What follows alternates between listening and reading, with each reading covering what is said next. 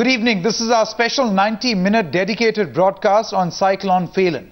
As heavy rains lash Andhra Pradesh and Odisha, Cyclone Cyclone threat is now looming over two states. The cyclone is expected to hit Saturday evening as a severe cyclone storm. As far as the states concerned, Odisha and Andhra Pradesh are bracing themselves for what's being termed as a very severe cyclone that's expected to hit the east coast with winds gusting up to 220 kilometers per hour tomorrow evening, as lakhs of people are being evacuated to safer locations and the military has been kept on standby. The Cyclone cyclone is now slowly intensifying as against the earlier forecast of about 175 to 185 kilometers per hour of wind speed. When we see a landfall with gusting to about 200 kilometers, it has been now increased to about 210 to 220 kilometers of sustained wind velocity and gusting up to 235 kilometers. So it is bordering on what could be called a super cyclone, but irrespective of how this cyclone is going to be defined, the governments of both the state governments, Andhra Pradesh and Orissa, are in full preparedness. I had an opportunity to talk to the chief ministers of both the states today.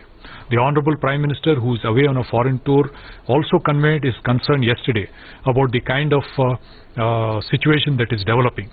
But he has assured that the government of India will stand by both the state governments and there will not be any issue, any problem relating to making all resources available and to extend all possible help that is necessary to help these two states. Let's quickly go across to the Times Now newsroom, where we are joined in by my colleague Anand Narasimhan. Anand, if you could just take us through how exactly this cyclone is going to progress and hit land. Well, thanks for that, Sanket, and bear with me to all our viewers. You have to keep in mind the changing timelines in terms of the forecast on the satellite imagery right on top.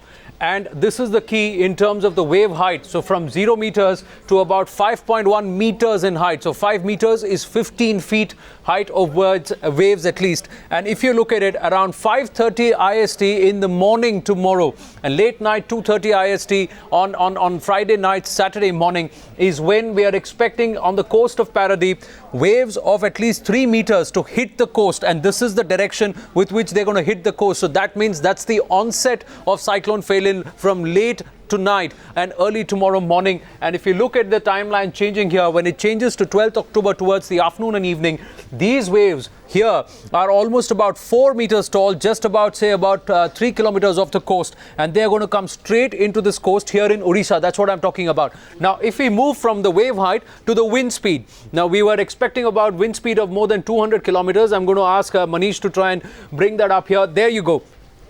The wind speed, now if you just push this down to the key at the bottom so that our viewers can understand, the wind speeds are on miles per second.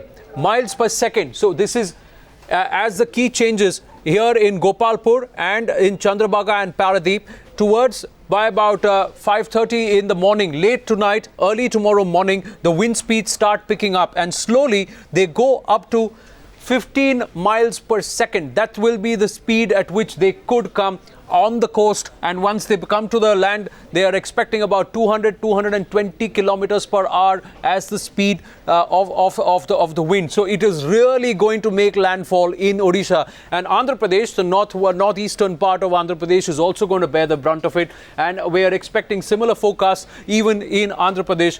We just quickly highlight that part. Now, if you see the Andhra Pradesh coastline here in Kalingapatnam, and there you see Kalingapatnam are all serious areas where it is going to be not just the wind speed and the wave height, but also the cyclical. Because it's a cyclone, the wind speeds will keep changing direction, and that is going to impact this entire area of Kalingapatnam and Kakinad.